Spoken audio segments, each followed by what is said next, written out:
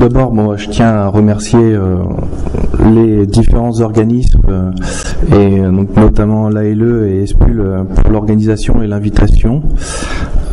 L'étanchéité à l'air des réseaux de ventilation sont un peu chers à notre cœur, puisque c'est un sujet pointu et un tantinet technique, mais vous verrez que les impacts sur la consommation d'énergie, l'économie des chantiers et sur la santé et l'hygiène, l'impact n'est pas négligeable du tout. Excusez-moi. Donc, avant de laisser la parole à Julien Banet, l'un de nos experts sur ce sujet, je voulais juste vous présenter très rapidement un peu notre société. Donc, Polyexpert, en fait, nous, on fait partie de Polyexpert Environnement, l'une des filiales du groupe Polyexpert, qui est l'un des leaders dans l'expertise en cas de sinistre pour les assurances. Donc, le groupe contient pas mal de filiales, quasiment toutes spécialisées autour de l'expertise en cas de sinistre. Nous, on est plutôt on vient plutôt, pour les maîtres d'ouvrage, les promoteurs, les bailleurs sociaux. On intervient plutôt en phase amont. On est plutôt spécialisé dans le contrôle et la qualité de construction. Donc, on intervient sur toutes les phases de conception, de suivi de chantier et de livraison pour faire du suivi et du contrôle. On a différents pôles de compétences, notamment la thermique, où là on va faire tout ce qui est attestation thermique, les tests de perméabilité à l'air, bâti et réseau de ventilation, les audits énergétiques notamment. On est aussi bureau d'études acoustiques. Là, on va faire des notices acoustiques en phase conception. On va faire du suivi de chantier et des mesures acoustiques en fin de chantier. On est aussi assistant à maîtrise d'ouvrage environnementale. Donc là, pour tout type de certification et de label. On fait également des diagnostics et des bilans sur les patrimoines existants.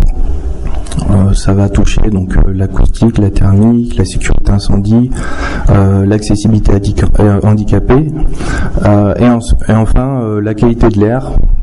Là, on va préconiser les matériaux, on va contrôler justement les systèmes de ventilation et on va faire des mesures de polluants. Vas-y. Enfin, pour finir, quelques exemples de nos clients qui nous font confiance. On a principalement des promoteurs, des bailleurs sociaux, des assurances pour toute la partie en tant que sapiteur pour les expertises, et aussi des collectivités pour faire les mesures de polluants, par exemple dans les crèches ou les écoles. Voilà. Donc je vais laisser la main à Julien qui va faire sa présentation sur l'étanchéité à l'air des réseaux. Ah, le fait de perdu la connexion. Si ça t'arrange aussi, je pense que tu peux demander le micro portatif. Le fait de fermer. C'est bon, ça. Bon. Très bien, bonjour à tous, merci d'être là. Donc on va rentrer dans le vif du sujet de la perméabilité à l'air des réseaux de ventilation. Alors tout d'abord le rôle de la ventilation, globalement 3 rôles. L'extraction de l'air vicié et l'apport d'air neuf dans les logements. La conservation du bâti pour limiter tout ce qui est condensation, moisissure. Et l'apport d'un air conditionné, donc température dans le cas de double flux et l'humidité avec la ventilation hygroréglable.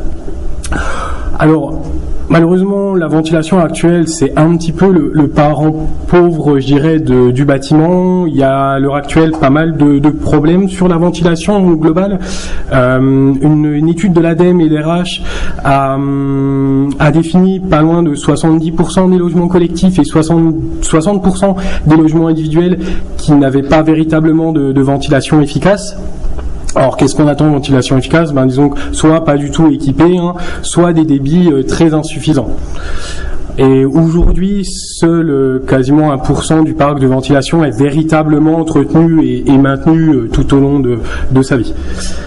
Donc, au final, on a depuis 1974 et le premier choc pétrolier eu beaucoup de réglementations thermiques, de la RT 2000, RT 2005, RT 2012, RT 2020 bientôt, et au final pour la ventilation que 2 textes réglementaires, des arrêtés de 82 et 83 qui n'ont jamais été finalement remis au goût du jour et qui maintenant ont plus de 30 ans. Donc on voit qu'on a quand même privilégié l'énergie finalement au détriment un petit peu de la santé et de la qualité de la ventilation. Alors heureusement, effectivement, des nouveaux labels maintenant énergétiques intègrent un contrôle complémentaire du système de ventilation, donc on va y venir un petit peu plus loin. Alors, la perméabilité à l'air des réseaux de ventilation, qu'est-ce que c'est? C'est simplement caractériser la quantité d'air qui entre et qui sort de manière non contrôlée à travers les conduits du réseau de ventilation, sachant que l'étude thermique, quand le thermicien la dimensionne, a déjà effectivement un débit de fuite qui est défini. Donc on voit qu'elle joue un rôle majeur sur la performance des systèmes de ventilation. Typiquement, un réseau qui n'est pas du tout étanche a de nombreuses pathologies. On y viendra. Et donc pour ça, on a défini un petit peu des classes d'étanchéité pour s'y retrouver un petit peu sur les différentes valeurs de débit de fuite. Alors, la classe par défaut, comme son nom l'indique, c'est ce qui a été déterminé comme valeur relativement arbitraire d'étanchéité des réseaux. Donc c'est ce qui apparaît dans l'étude thermique et qui est pris pour valeur. Et on a, à partir de cette valeur, défini d'autres classes pour les réseaux plus vertueux et plus étanches. On a appelé classe A, B, C, sachant que la classe, ça va dans l'ordre. La classe A est un peu plus étanche que la classe par défaut. La classe B encore un peu plus que la classe A, c'est pareil. Et puis D également. Alors D, pour l'instant, on n'en trouve pas véritablement parce que c'est plus, en tout cas dans le logement collectif, c'est assez rare. C'est vraiment des réseaux très très étanches. Et à l'heure actuelle, c'est même pas défini dans les moteurs de calcul thermique. Alors, mais pour atteindre ces exigences et pour atteindre une classe la plus étanche possible, un petit focus rapidement sur le DTU 68.3. Alors, je vais juste parler des bonnes pratiques concernant l'étanchéité des réseaux du DTU et pas sur le DTU en entier. Donc, j'ai noté quelques points importants qui sont des fois pas toujours vus sur chantier.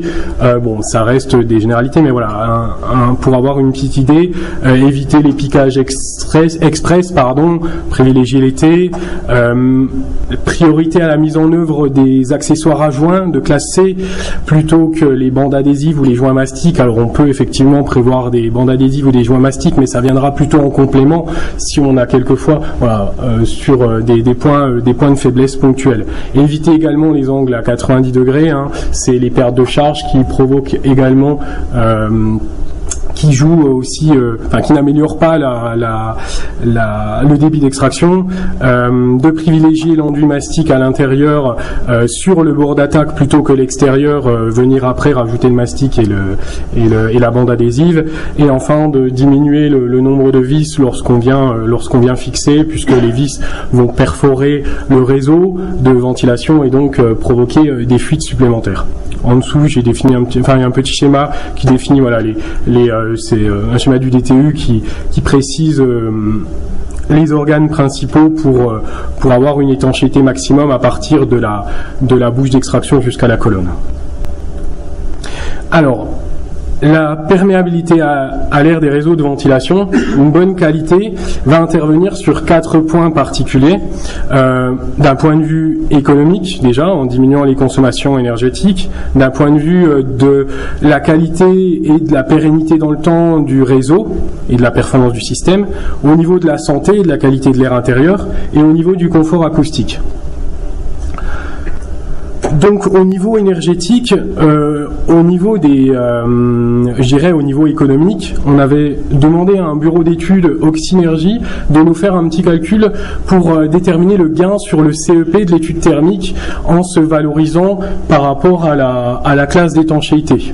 Donc on peut voir ici sur un collectif, alors les typologies peuvent varier puisque le CEP va dépendre de l'opération, mais globalement là sur un collectif de 25 logements, un gain, une classe d'étanchéité A permet un gain de 2% sur le CEP. Alors ça peut paraître peu, mais au global sur l'opération, ça peut être des épaisseurs d'isolant en moins, gagner quelques centimètres d'isolant et au final un coût moindre sur le marché de travaux. On voit que c'est un peu moins marquant pour les villas et les villas accolées, on est sur 1,5%, 1,9%.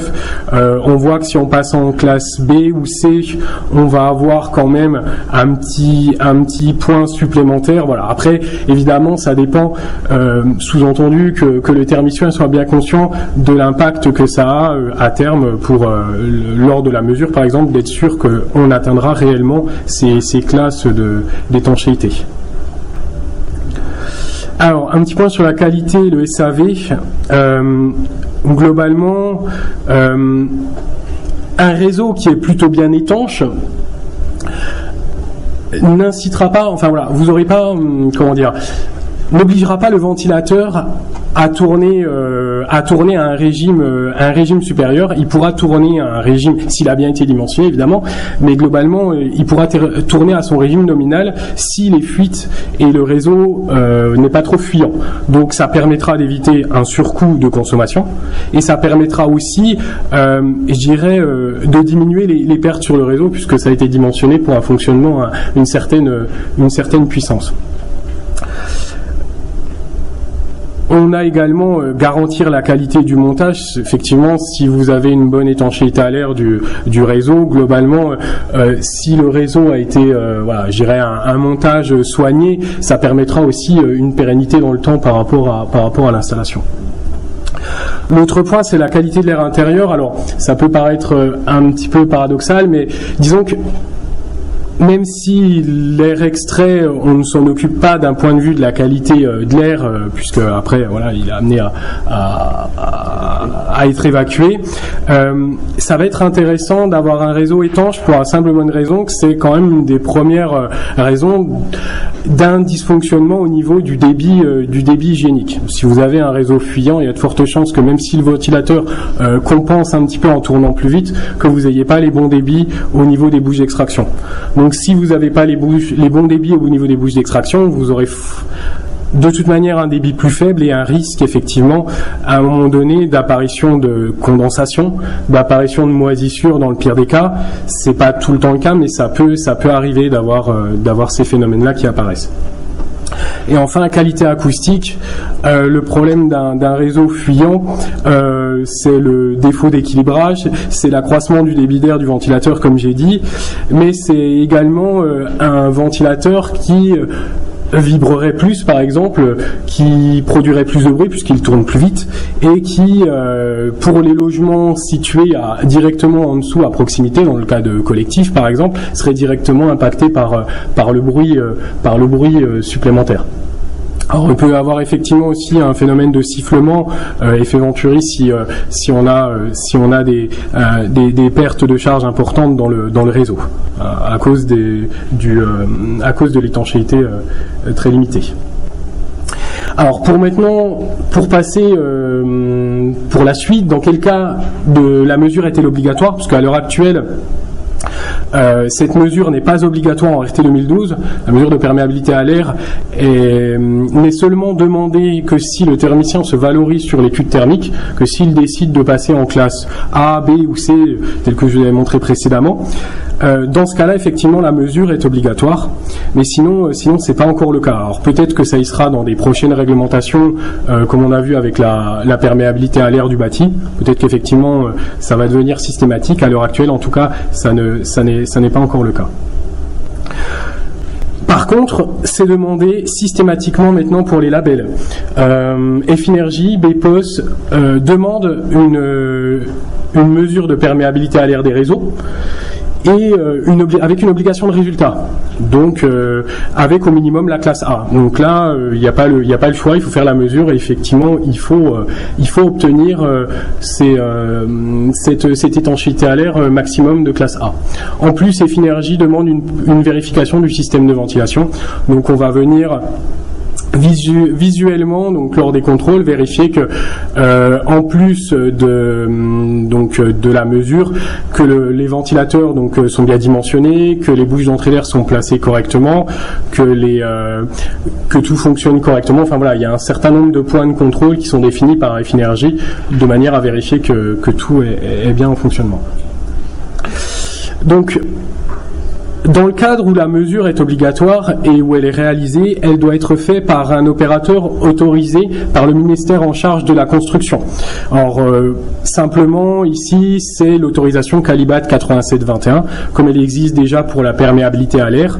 Le Calibat 8711, c'est le même principe. Les opérateurs ont donc passé un examen pratique et théorique afin de valider les compétences.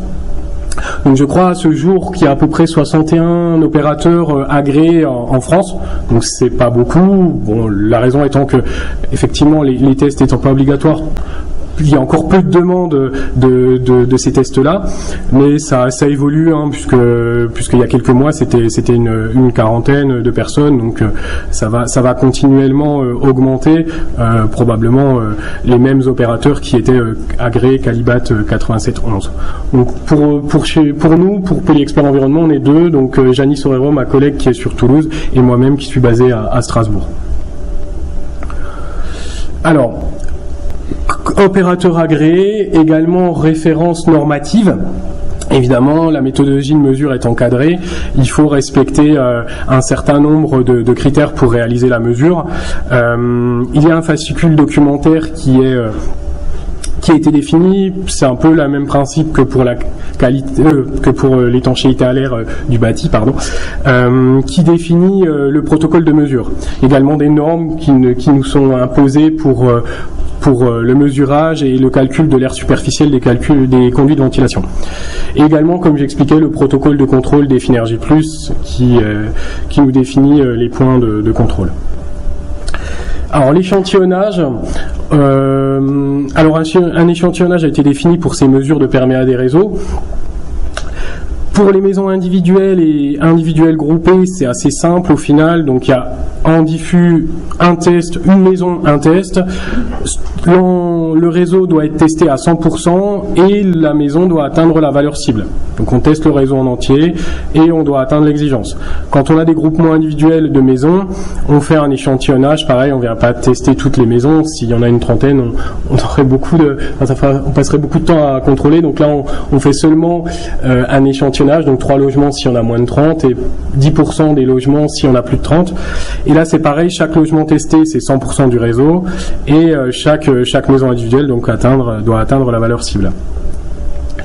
L'échantillonnage en logement collectif et en tertiaire. Donc là, on a deux possibilités en gros, où on teste 100% du réseau du bâtiment, ou on teste une partie seulement. Si on teste 100% du réseau, donc c'est la méthode à privilégier, donc là on se pose pas de questions, on fait la mesure et le réseau doit atteindre la valeur cible. On a quand même une autre possibilité de faire, puisque certains bâtiments collectifs peuvent être relativement grands. On a de nombreuses colonnes, de nombreux caissons, donc on n'a pas toujours la possibilité de tester le bâtiment en entier. Donc dans ces cas-là, on a la possibilité de tester une partie du réseau seulement, mais en contrepartie, il faut vérifier qu'il soit représentatif. Alors qu'est-ce que représentatif ? Dans un cas, c'est au moins 10% du réseau global. Donc si vous avez 200 mètres carrés de réseau, il faut au moins tester 20 mètres carrés. Un échantillon comprenant un T de souche, donc au moins une colonne, dans ces cas-là, et un L sur AJ supérieur à 1. Alors quel est que le L sur AJ ? Le L, c'est simplement la somme des jonctions du différent réseau. En fait, une jonction, simplement à chaque fois que vous avez un emboîtement entre deux parties du réseau, vous avez forcément un risque de fuite. Et donc on définit cette surface pour que on ne mesure pas uniquement une une gaine simple. Sinon, si vous preniez une gaine sans percement, sans raccordement, vous serez forcément étanche. Donc, pour éviter ça, on a demandé à ce qu'effectivement il y ait ce petit calcul qui soit réalisé par l'opérateur. L'autre possibilité, c'est de tester 20% du réseau et toujours un échantillon représentatif. Simplement là, l'échantillon représentatif, il est déterminé comment? On s'est dit que à partir du réseau d'extraction et jusqu'à la bouche d'extraction, c'est représentatif puisque le réseau va suivre la logique du bâtiment et donc aura de toute manière à un moment donné des coudes, des souches, des éléments qui seront représentatifs du réseau. Et là, c'est chaque section qui doit atteindre la valeur cible dans le cas où on a plusieurs réseaux justement avec plusieurs caissons d'extraction. Timing du mesurage, c'est une question qui revient souvent pour les maîtres d'ouvrage. La différence, par exemple, de la perméabilité à l'air du bâti, c'est que ici, lorsqu'on termine, en fait, on considère qu'un test est final lorsqu'il n'y a plus d'interaction au niveau du réseau de ventilation. Donc à aucun moment on ne remet en cause l'étanchéité du réseau. Donc la différence, c'est qu'en perméabilité à l'air, on peut, c'est véritablement à livraison qu'il n'y a plus d'impact sur l'étanchéité, mais dans le cadre du réseau, on peut considérer qu'effectivement à partir du moment où c'est que l'entreprise, puisque là il n'y a qu'un seul corps d'État, l'entreprise de CVC, l'entreprise de ventilation a terminé son réseau, on peut considérer qu'on peut faire le test à final. Et donc dans ce cas-là, ça arrive qu'on soit en cours de chantier au final au niveau de l'opération. Mais dans l'idéal, le test doit être fait le plus tard possible pour vraiment éviter un impact sur le réseau.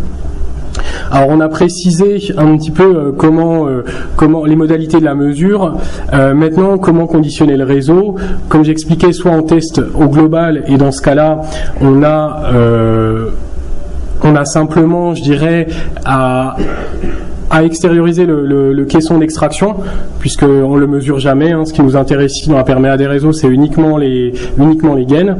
Et dans ce cas-là, on vient simplement déconnecter le caisson d'extraction et on vient soit par l'intermédiaire d'une vessie, comme ici sur la photo, soit par l'intermédiaire d'un bouchon étancher la partie qui est raccordée au caisson d'extraction. Et ensuite, on vient étancher toutes les bouches d'extraction des logements pour avoir un réseau étanche. Donc ça, c'est la première possibilité si on teste tout le réseau. Maintenant, sur la diapo suivante, on voit ici qu'on a décidé que tester qu'une partie du réseau. Donc, comme j'expliquais, c'est une possibilité. Donc là, ce qui est dans le cercle rouge représente le réseau testé. Donc, comme vous voyez, on part quand même du caisson. Le caisson, c'est je sais pas si on voit très bien, mais c'est le carré rouge, voilà, qui du coup alimente. Ici, on vient vraiment mesurer que la partie alimentée sur la droite du schéma. Et donc là, on a déconnecté au niveau du trait vert qui est représenté ici sur la photo par le cercle vert. Là, le caisson a été littéralement enlevé. On n'est pas toujours obligé. Des fois, on a des manchettes souples, donc on peut simplement déconnecter la manchette et venir étancher côté réseau. Donc là, on a carrément enlevé le caisson d'extraction et on est venu étancher le réseau. Et donc là, on fera la mesure uniquement sur cette partie-là. Ça, c'est le schéma synoptique de la ventilation. Donc là, c'est pour s'y retrouver un petit peu pour nous quand on fait nos calculs de surface, puisqu'après, il faudra bien évidemment calculer la surface mesurée pour faire un ratio, puisqu'on n'a pas, dans le cas où on n'aurait pas mesuré l'entièreté du réseau, il faudra effectivement bien calculer ce qu'on a mesuré pour retomber sur notre facteur d'étanchéité à l'air. Il y a alors donc, comme j'expliquais, il y a les bouches d'extraction, deux possibilités, soit on vient directement retirer la bouche d'extraction, on met la vessie à l'intérieur de la gaine, soit on laisse la bouche d'extraction et on vient mettre la vessie à l'intérieur de la gaine. L'important, c'est de ne pas juste étancher avec le scotch orange comme on peut voir pour la perméabilité à l'air du bâti, puisqu'il y a quand même des entrées d'air parasites sur les bords de la bouche d'extraction qui ne sont pas comptabilisées. Ça ne nous intéresse pas. Nous, ce qui nous intéresse, c'est véritablement le réseau de la ventilation. Donc la mesure, maintenant en elle-même, sur la photo de droite, vous voyez le matériel. Alors c'est pas très grand, hein. Au final c'est simplement un ventilateur, hein, tout simplement. On met en dépression ou en surpression suivant ce que l'on décide de mesurer. Et d'un autre côté, on a ici sur la photo de gauche la sonde de pression que l'on vient mettre dans une autre colonne. Donc sur le schéma sur le plan du milieu, vous voyez que c'est même deux logements différents, parce que l'important c'est que la sonde de pression ne soit pas dans le même logement que le ventilateur, pour pas qu'il y ait de perturbations avec les turbulences du ventilateur. Donc on vient faire la mesure ici de pression et de débit du ventilateur, et à partir de ça vous permettra de calculer l'étanchéité à l'air du réseau, le facteur d'étanchéité à l'air du réseau. Alors on a un certain nombre de points à vérifier par rapport à la norme, donc qui nous sont imposés par la norme et le fascicule documentaire. Donc ici, on va mettre en surpression ou en dépression le réseau à des valeurs précises de pression. En maison individuelle, on a 80 pascal, en bâtiment collectif 160, en bâtiment tertiaire 250. Pourquoi ces valeurs? Tout simplement parce que c'est à peu près les valeurs de pression du réseau dans le cas réel où vous avez en fonctionnement. Donc c'est pour se rapprocher au maximum de l'étanchéité du réseau, puisque l'étanchéité va forcément varier avec la pression dans le réseau. Il faut maintenir la mesure pendant 5 minutes sans fluctuation de la pression, ce qui nous confirmerait qu'effectivement le réseau est bien stable, il n'y a pas de fuite élastique ou de choses qui varieraient. Donc il faut vérifier ce point-là, et c'est seulement à partir de ces 5 minutes et d'une pression stable qu'on obtient nos véritables valeurs de débit de fuite et ensuite notre facteur d'étanchéité à l'air. Alors comment on calcule le facteur d'étanchéité à l'air? C'est simplement le ratio du débit de fuite par rapport à la surface testée. Donc qui va nous donner notre valeur d'étanchéité à l'air qu'on va comparer à la limite d'étanchéité à l'air. Alors la limite, c'est ce que j'expliquais par rapport à la classe des réseaux. Donc là vous retrouvez nos valeurs A, B, C, D que j'ai présentées avant, et en fonction de la pression d'essai qui est recalculée, donc les 80 pascal, les 160 ou les 250, on va déterminer donc nos limites d'étanchéité et savoir à partir de là sur quelle zone, sur quelle classe on se situe dans le réseau. Alors petit aparté pour la double flux, dans le cas de la perméa des réseaux, il faut mesurer en soufflage et en extraction les deux et prendre le résultat le plus mauvais. Donc effectivement on se pénalise un petit peu, mais ça fait partie des critères de la norme pour être sûr que le réseau, les deux parties du réseau soient bien étanches. Donc là, c'est simplement un petit résultat visuel pour bien voir le résultat d'essai. C'est généralement ce qu'on présente après un test. Vous voyez en histogramme donc la valeur par défaut, la valeur en abscisse, la valeur par défaut, les classes A, B, C, D, en ordonnée la limite d'étanchéité F max, et la droite en rouge qui correspond à notre résultat de mesure de l'opération. Donc là on voit qu'on est en classe A puisque la droite coupe l'histogramme de la classe A. Alors le test c'est très bien, maintenant il faut voir si on a obtenu ou non notre classe demandée dans l'étude thermique. Si c'est le cas, tant mieux, ça n'empêche pas de faire une petite recherche de fuite quand même, mais disons que c'est dans le cas où effectivement le résultat ne serait pas bon qu'il va falloir se pencher sur la question. Globalement, pour simplifier, il y a pour l'essentiel, deux types de raisons où on retrouve des fuites. Globalement, c'est au niveau des raccords entre conduits. Forcément, si vous avez un raccord, vous avez forcément des risques de défaut d'étanchéité. Donc au niveau des changements de section, des coups, des piquages, trappes de visite, bouches, etc. Et au niveau des liaisons terminales, tête de souche, les manchettes, les bouches, il y a un certain nombre de points qui sont toujours singuliers, qui risquent de dégrader la perméabilité du réseau. Alors quelques photos juste pour illustrer un petit peu. La photo en haut à gauche et en bas à gauche, on voit clairement un souci au niveau du tête de souche qui a été déformé. Alors ça fait partie effectivement des points à vérifier. Le stockage et la mise en œuvre c'est relativement fragile et ça se déforme bien ici l'acier galvan. Donc c'est vraiment un risque important d'étanchéité, un risque de fuite en tout cas sur les têtes de souche. D'autant plus que les têtes de souche sont déjà pas très étanches naturellement. Le capuchon est difficilement des fois ajusté. Ça impacte le réseau. À droite, je dirais c'est la double peine puisque en plus d'avoir un problème au niveau du bouchon, le tête de souche est mal comment dire, emboîté sur le réseau à cause visiblement d'un panneau solaire qui gêne, donc il n'y a pas beaucoup de place en toiture. Donc du coup là il y a également des risques au niveau de la jonction entre la colonne et le tête de souche. Donc là clairement warning sur les tests. Alors la recherche de fuite peut se faire de différentes manières. Globalement, les deux principales, c'est vraiment le thermoanémomètre, vitesse de faire une recherche de fuite au niveau du thermoanémomètre en analysant les vitesses de fluide et les vitesses d'air qu'on pourrait trouver tout au long du réseau.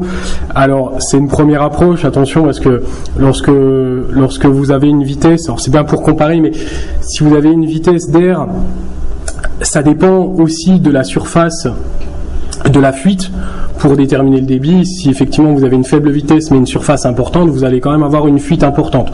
Donc à se méfier quand même des résultats de la vitesse, c'est pas toujours parlant. Il faut avoir un petit esprit critique sur les résultats qu'on peut lire sur le thermoanémomètre. Maintenant, la méthode la plus visuelle reste quand même la machine à fumer.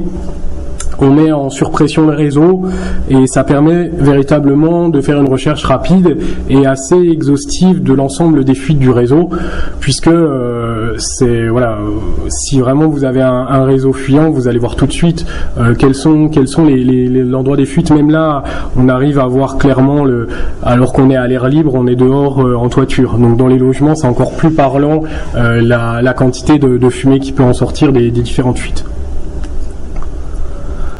Alors, on a vu tout à l'heure le DTU 68.3, les bonnes pratiques. Maintenant, ce qui est important, alors on parlait du mastic, de privilégier les accessoires à joint. Ça n'empêche pas effectivement ponctuellement d'avoir du mastic d'étanchéité si vraiment on a une classe à obtenir, si on vise la classe B, la classe C, voilà, il faut vraiment à un moment donné être les accessoires à joint n'empêchent pas quand même un peu de fuite. Donc le mastic ici, si on décide de le mettre sur l'extérieur, il faut vraiment le protéger avec un ruban adhésif de manière à ce que il se dégrade pas au cours du temps, parce que c'est pas la méthode la plus pérenne, le mastic d'étanchéité. Donc il faut vraiment être vigilant là-dessus. Maintenant, l'idéal est plutôt effectivement de l'avoir à l'intérieur des réseaux, des gaines, comme vous pouvez voir sur la photo de droite. Alors maintenant c'est vrai que c'est quand même rentré relativement dans les mœurs. Les fabricants maintenant proposent beaucoup de solutions. Alors je ne vais pas tous les détailler, parce que bon, il y en a un certain nombre, il y en a probablement d'autres encore qui sortent. Il y a beaucoup de choses maintenant qui se fait.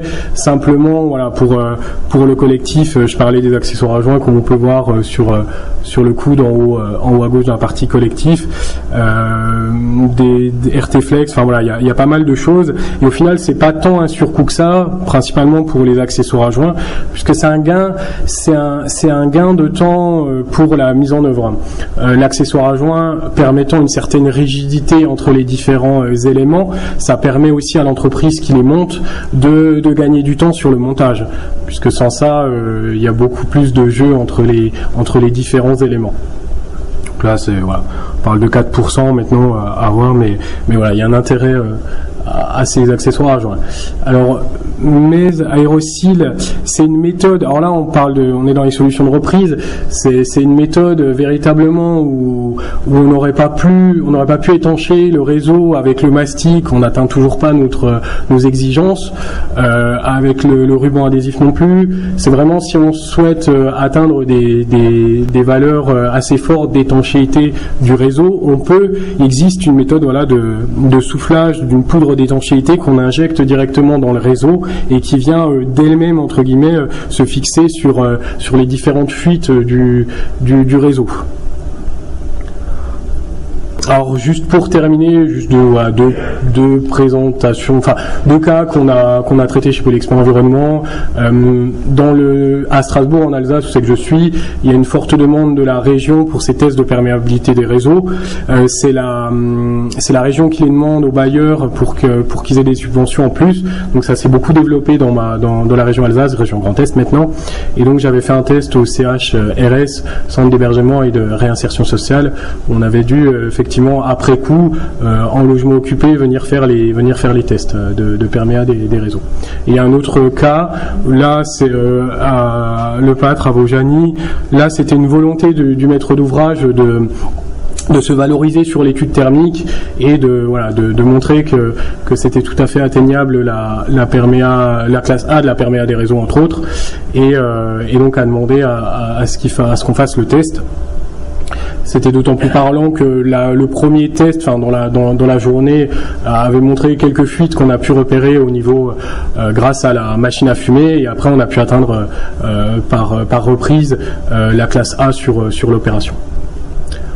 Donc voilà pour la présentation. Du coup, je vais laisser la parole à Guillaume pour la suite. Merci Julien pour cette présentation. J'espère que vous n'êtes pas trop endormis sur les parties normes et calculs mathématiques. Juste pour finir,